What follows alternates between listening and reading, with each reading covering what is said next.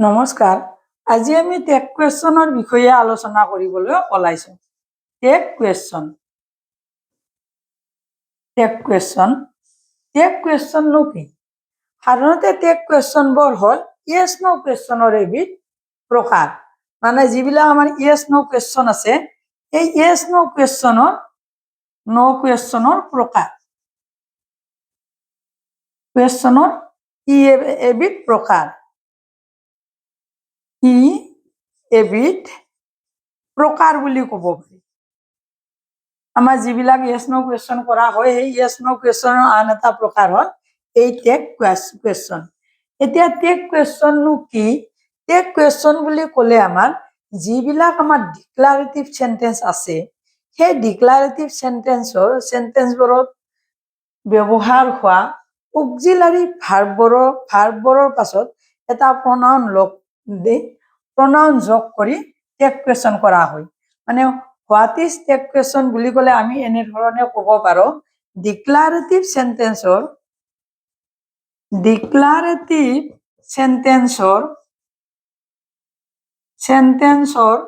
পিছত থকা ডিক্লাৰেটিভ চেণ্টেন্সত ব্যৱহাৰ হোৱা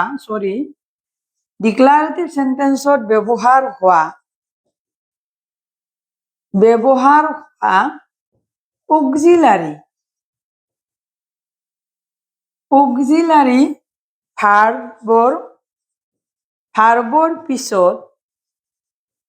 পিছত এটা প্ৰনাউন ব্যৱহাৰ কৰি কুৱেশ্যন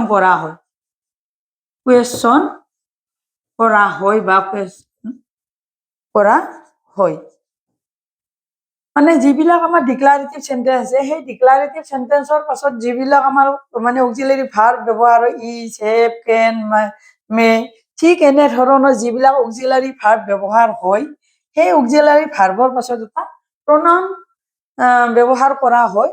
আৰু মানে ডিক্লাৰেটিভ চেণ্টেন্সৰ পাছত ইয়াক নেজৰ দৰে লগাই দি আমাৰ টেগ কুৱেশ্যন কৰা হয়, ব্যৱহাৰ কৰি কুৱেশ্যন কৰা হয় আৰু তাকে টেগ কুৱেশ্যন বুলি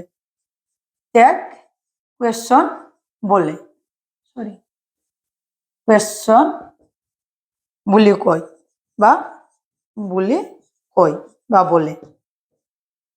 আমাৰ ডিক্লাৰেটিভ চেণ্টেন্সত আমাৰ যি অক্সিলাৰী ভাৰ্ব থাকে, সেই অক্সিলাৰী ভাৰ্বৰ পাছত এটা প্ৰনাউন যোগ কৰা হয় আৰু সেই প্ৰনাউনটো যোগ কৰি যিটো কুৱেশ্যন কৰা হয়, সেই কুৱেশ্যনটোকে আমাৰ টেগ কুৱেশ্যন বুলি কোৱা হয়। উদাহৰণ দিলে কথাখিনি আমি ভালদৰে বুজি পাম। আমাৰ ডিক্লাৰেটিভ চেণ্টেন্স কিন্তু আমাৰ এফাৰ্মেটিভ আৰু নিগেটিভ দুই ধৰণৰ আছে। টেগ কুৱেশ্যনৰ ক্ষেত্ৰত যদি এফাৰ্মেটিভ চেণ্টেন্সটো হয়, টেগ কুৱেশ্যনখিনি নিগেটিভ হয়। আৰু যদি আমাৰ নিগেটিভ চেণ্টেন্স হয়, তেতিয়াহ'লে টেগ কুৱেশ্যনখিনি এফাৰ্মেটিভ হয়। উদাহৰণস্বৰূপে মই প্ৰথমতে এফাৰ্মেটিভ চেণ্টেন্সৰ বিষয়ে উদাহৰণ দিব ওলাইছোঁ। As for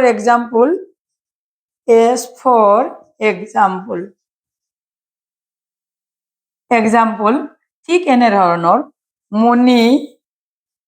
Moni is a driver. এই কুৱেশ্যনত আমি এইটো কুৱেশ্যন নহয়, আমি মণিক ড্ৰাইভাৰ বুলি কৈছোঁ, মণি এজন ড্ৰাইভাৰ। আমি এনেধৰণে আমি কোৱা যায়, ইজ নট হি বা ইজ হি নট। এই আমাৰ যিটো অক্সিলাৰী ভাৰ্ব ইজৰ পাছত আমাৰ মানে এনেধৰণে আমাৰ প্ৰনাউন ব্যৱহাৰ কৰা হৈছে। আৰু এইটো এফাৰ্মেটিভ চেণ্টেন্স, এফাৰ্মেটিভ কাৰণে আমাৰ এনেকে টেগ কুৱেশ্যনখিনি নিগেটিভ হৈ যায়। ইজ নট হি বা ইজ হি নট, এইটো হৈছে আমাৰ এফাৰ্মেটিভ চেণ্টেন্স। মানে এফাৰ্মেটিভত টেগ কুৱেশ্যনখিনি নিগেটিভ হয়। আন এটা উদাহৰণ আমি দিব পাৰোঁ, you have a blue coat, blue coat. You have a blue coat. ঠিক এনেধৰণৰ have you not, have you not বা have not you, have not you, ঠিক এই হেভ তাৰপিছত এনেকে প্ৰনাউনটো আমাৰ ইউজ কৰা হৈছে অক্সিলাৰী ভাৰ্বটোৰ পাছত। যদি এই সেন্টেন্সত আমি এনেধৰণে ক'ব পাৰো, এইটো আমাৰ এফাৰ্মেটিভ সেন্টেন্স, এইবাৰ আমি এই সেন্টেন্সটো আমি নিগেটিভ কৰি ক'ব পাৰো। You have not read quote, read quote. এই কুৱেশ্যনটো আমাৰ নিগেটিভ, এইবাৰ আমাৰ টেক কুৱেশ্যনখিনি এনেধৰণে ইউজ কৰা হয়। হেভ ইউ বা ঠিক এনেধৰণৰ হেভ ইউ। এতিয়া হেভ নট, এইটো আমাৰ নিগেটিভ সেন্টেন্স, আৰু সেই গতিকে টেক কুৱেশ্যনখিনি কি হৈছে, পজিটিভ হৈছে। হেভ ইউ মানে যদি ডিক্লাৰেটিভটো এফাৰ্মেটিভ হয়, ই টেক কুৱেশ্যনখিনি নিগেটিভ হয়, আৰু যদি আমাৰ ডিক্লাৰেটিভটো নিগেটিভ হয়, টেক কুৱেশ্যনখিনি এনেধৰণে আমাৰ মানে পজিটিভ হয়। তাৰোপৰি আমাৰ টেক কুৱেশ্যনৰ ক্ষেত্ৰত যদি মে অক্সিলাৰী ভাৰ্বটো থাকে, তেতিয়াহ'লে মে টো টেক কুৱেশ্যনত ইউজ কৰা নহয়, ই ব্যৱহাৰ কৰা নহয়। মানে মেৰ সলনি আমাৰ মাইট বা কেনহে ব্যৱহাৰ কৰা হয়। Auxiliary May A not use, not use. মেৰ সলনি আমাৰ কি মাইট অৰ কেন ইউজ কৰা হয়। উদাহৰণ দিলে কথাটো আমি ভালদৰে বুজি পাম। ইউ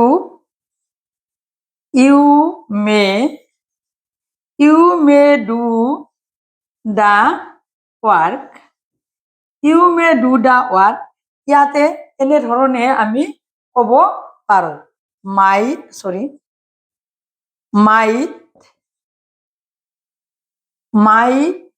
নট ইউ বা মাইট ইউ নট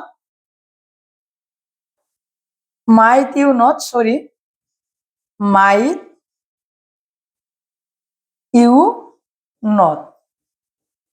ঠিক এনেধৰণে আমাৰ মাইট নতুবা আমি কেনো আমি ব্যৱহাৰ কৰিব পাৰো।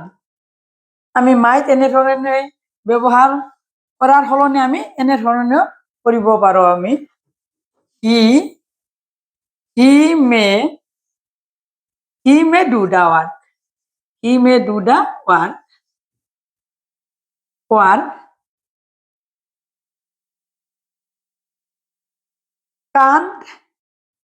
কান্ট হি বা কেন হি নট, ঠিক এনেধৰণে আমাৰ মানে হৈ মেৰ সলনি আমি মাইট ইউজ কৰিব পাৰো, নাইবা আমি কেন অক্সিলাৰী ইউজ কৰো। আমি মেৰ সলনি আমি মে ইউজ কৰা নহয় টেক কুৱেশ্যনৰ ক্ষেত্ৰত। মোৰ চেনেলটো সাবস্ক্ৰাইব কৰিব, লাইক কৰিব, ভিডিঅ'টোত কমেন্ট দি মোক মটিভেশ্যন দিব, লগতে শ্বেয়াৰ কৰি ভিডিঅ' বনাবলৈ মোক মটিভেশ্যন দিয়ে যেন। আজি আমি আলোচনা কৰিছো টেক কুৱেশ্যন। টেক কুৱেশ্যনবোৰ হ'ল আমাৰ যিবিলাক ডিক্লাৰেটিভ সেন্টেন্স থাকে, ডিক্লাৰেটিভ সেন্টেন্সত যিবিলাক অক্সিলাৰী ভাৰ্ব ব্যৱহাৰ হয়, এই অক্সিলাৰী ভাৰ্বৰ পাছত আমাৰ এটা প্ৰনাউন ইউজ কৰা হয়।